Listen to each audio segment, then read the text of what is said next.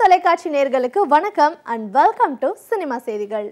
இந்த வாரமும் சினிமா செய்திகள் நிகழ்ச்சியில தமிழ் சினிமால கடந்த சில தினங்கள்ல நடந்த படப்பூஜைகள், பத்திரிகையாளர் சந்திப்பு, இசை வெளியீட்டு விழா, ஷூட்டிங் ஸ்பாட் எல்லாத்தையுமே காட்சிகளா பார்த்து ரசிக்கலாம்.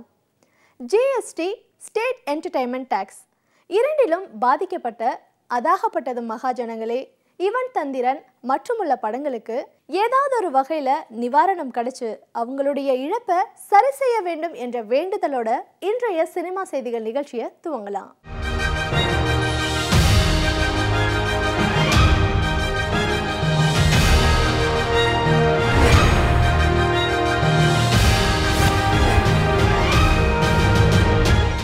நடிகர்கள் ஜீவா, ஆர்யா, பரத், ஜெயம் ரவி, விஷால் இவங்க எல்லாருமே ஒருத்தர் நல்லா புரிஞ்சுக்கிட்ட நண்பர்கள். ஜீவா சங்கர் இயக்கத்துல ஆர்யாவும் ஜீவாவும் இணைந்து ஒரு படத்துல நடிக்கிருக்காங்க. இவங்க இணைந்து நடிக்கிற 3வது படம் இது. இந்த படத்தை தயாரிக்கிறாங்க லைகா ப்ரொடக்ஷன். 2.0 திரைப்படத்தின் இந்த வார செய்தியையும் நிகழ்வையும் பார்க்கலாம்.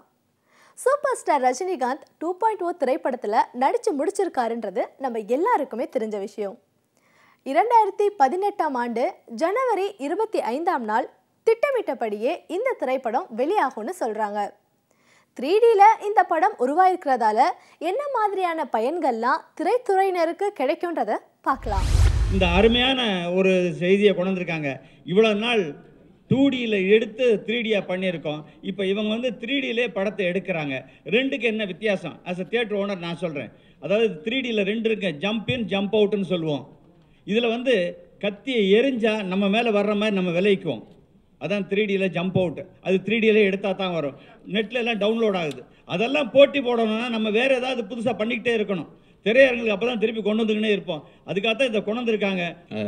400 கோடி ரூபாய் முதலீட்டில் இந்த படம் தயாரிக்கப்பட்டிருக்கிறது மட்டுமல்லாமல் இது ஒரு 3D டெக்னாலஜியில் இந்த படம் தயாரிக்கப்பட்டு வந்துருக்கு. 3D டெக்னாலஜினா 3Dயில் நிறைய படங்கள் கன்வெர்ட் பண்ணி 3D படங்களாக மாற்றப்பட்டிருக்குது. பட் இது 3Dயிலே ஷூட் பண்ண படம்.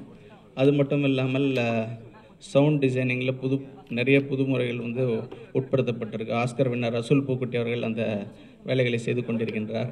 3Dயில் இவர்கள் அளிக்கும் இந்த படம் நமக்கு ஒரு பெரிய வரப்பிரசாதம். இதை நாம் பயன்படுத்திக் கொள்ள வேண்டும். I think it is commendable that Laika has brought out ஒரு 2.0 an experience in 3D to be watched in 3D. இயக்குனர் அறிவழகன் அடுத்ததா லேடி கேரக்டரைசேஷனை மையப்படுத்தி சஸ்பென்ஸ் த்ரில் நிறைந்த ஒரு படத்தை இயக்க இருக்காரு. இந்த படத்துல மலையாள நடிகை மஞ்சு வாரியார் முதன்மையான கதாபாத்திரத்தில் நடிக்க இருக்காங்க. மஞ்சு வாரியார் நடிக்க போகும் முதல் தமிழ் படம் இதுதான். அன்பானவன், அசராதவன், அடங்காதவன். இந்த படம் ஆதித் ரவிச்சந்திரனுக்கு எதிர்மறையான கருத்துக்களை கொடுத்திருந்தாலும் அடுத்ததா ஜிவி பிரகாஷ் குமாரை வச்சு ஒரு படத்தை இயக்க இருக்காரு ஆதித் ரவிச்சந்திரன். திருட்டு பயலே பார்ட் 2 திரைப்படத்தை இப்போ சுசி கணேசன் இயக்கிட்டு இருக்காரு. முத்தையா இயக்கத்தில் சசிகுமார் நடித்திருந்த திரைப்படம் குட்டிப்புலி. அம்மா மகன் பாசத்தை மையமாக வைத்து வெளிவந்த திரைப்படம். முத்தையா இயக்கத்தில் சசிகுமார் நடித்து கொண்டிருக்கும் கொடிவீரன் படத்துல பூர்ணா மொட்டை அடிச்சு ஒரு முக்கியமான கதாபாத்திரத்துல நடிக்க இருக்காங்க. உறுதிக்கோள் திரைப்படத்துல மேக்னா, அகிலேஷ், காளி வெங்கட் நடிக்க இயக்கியிருக்காரு ஐயனார். இந்த படத்தை தயாரிச்சிருக்காங்க ஜெய்ஸ் டேகம் ஃபிலிம்ஸ். என்னுடைய பேர் ஐயனார். நான் நெடுஞ்சாலை படத்தில் அசோசியேட் டைரக்டராக ஒர்க் பண்ணேன். இந்த உறுதிக்கோள் படத்தை நான் இயக்கியிருக்கிறேன். பி ஐயப்பன், சி பழனி ஆகியோர் இந்த படத்தை தயாரிச்சிருக்காங்க.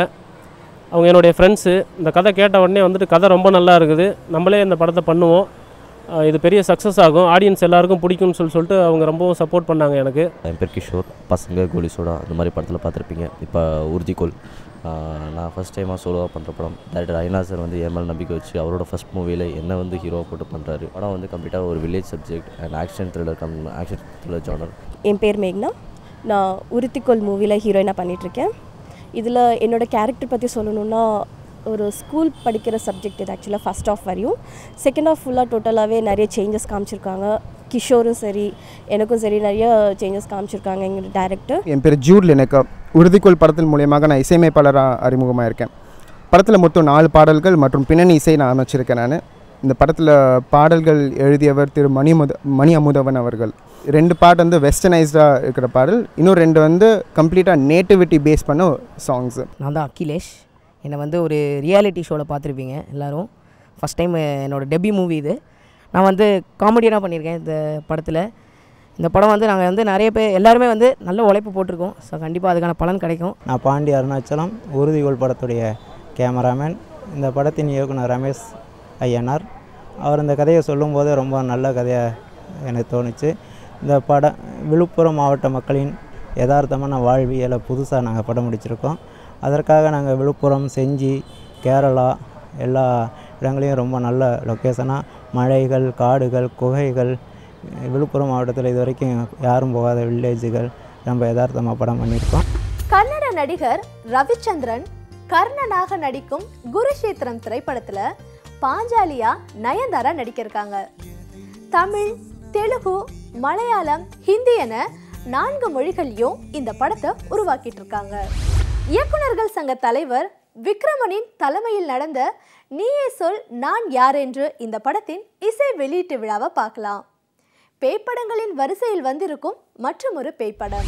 உண்மையிலே கஜேஷ் வந்து ஒரு பெரிய வெற்றி பெறணும், ரொம்ப நல்லா பண்ணியிருக்காரு. அவருடைய பாடி லாங்குவேஜ் கூட அப்படியே அப்பா மாதிரியே இருக்கு. அந்த ஜீப்பில் வர்ற ஒரு ஷாட்டில் நான் பார்த்தேன், அவர் கை வைக்கிறது எல்லாமே எனக்கு அப்படியே ஆனந்த் பாபு பார்க்குற மாதிரியே இருக்குது. ஆனந்த் பாபு ஜெராக்ஸ் மாதிரி. இப்போ 2 பேரும் டுவெல் ரோலில் உத்தம புத்திரலாம் நடிக்கலாம்னு நினைக்கிறேன். அந்த மாதிரி இருக்கிறாங்க. இப்போ பாடல்கள் ரொம்ப நல்லாயிருக்கு. இசையமைப்பாளர் ஜான் பீட்டருக்கு என்னுடைய வாழ்த்துக்கள். நான் யார் என்று நீ சொல் படம் ஆரம்பித்த விதமே ரொம்ப கேஷுவலாக இருந்தது. பாஸ்கர் சார் ஒரு நாள் ஸ்டுடியோவில் வந்துட்டு ஒரு படம் ஆரம்பிக்கிறோம், சாங் பண்ணலாம் அப்படின்னு சொல்லிட்டு கேஷுவலாக சொன்னாங்க. இந்த ஃபஸ்ட்டு சாங் வந்து அந்த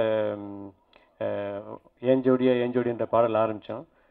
இந்த காலத்தில் படம் தயாரிக்க வரும் ஒவ்வொரு தயாரிப்பாளரும் எவ்வளவு சிக்கனமாக படத்தை எடுக்க வேண்டுமோ அந்த மாதிரி அதுக்கு வந்து எடுத்துக்காட்டாக திரு பாஸ்கர் அவருடைய உழைப்பும் கடின உழைப்பு வந்து இந்த படத்தில் இருக்குங்கிறத நாங்கள் நேரடியாக பார்த்தோம். ஏன்னா குறுகிய காலத்தில் படத்தை எடுத்து முடித்து ப்ரொடியூசருக்கு வந்து நிறைய பண செலவுகளை வைக்காமல் சிறப்பாக படத்தை இயக்கியிருக்கிறார். இந்த மணிமேகலை கிரியேஷன்ஸ் வந்து ஒரு வித்தியாசமான ஒரு சப்ஜெக்ட் கொடுத்து நான் யார் என்று நீ சொல்கிற ஒரு படத்தை எடுத்திருக்காங்க. அதை வந்து நண்பரும் டைரக்டருமாகிய ஏஎம் பாஸ்கர் சார் டைரக்ட் பண்ணியிருக்காரு. ரொம்ப அருமையான ஸ்டைலில் பண்ணியிருக்காரு. ஜான் பீட்டர் சார் மியூசிக் போட்டிருக்காரு. இந்த படத்தில் ரொம்ப நாளைக்கு அப்புறம் நான் ஒரு வித்தியாசமான ஒரு ரோல் பண்ணியிருக்கேன்.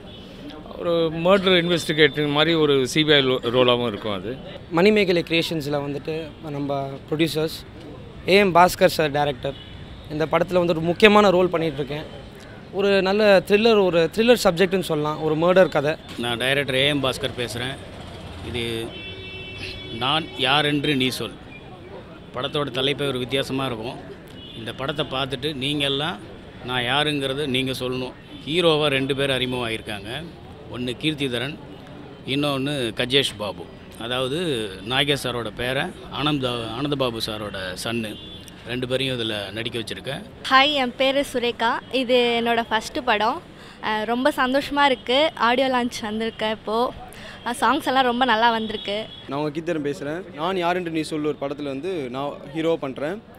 ஆக்சுவலாக இதில் என்னன்னா டேரக்டர் சார் வந்து ஏஎம் பாஸ்கர் பண்ணுறாங்க. மணிமேகலை கிரியேஷன் வந்து அவங்க தான் ப்ரொடியூசர். இதில் எப்படின்னா வந்து ஹீரோயின் வந்து சுரேகா.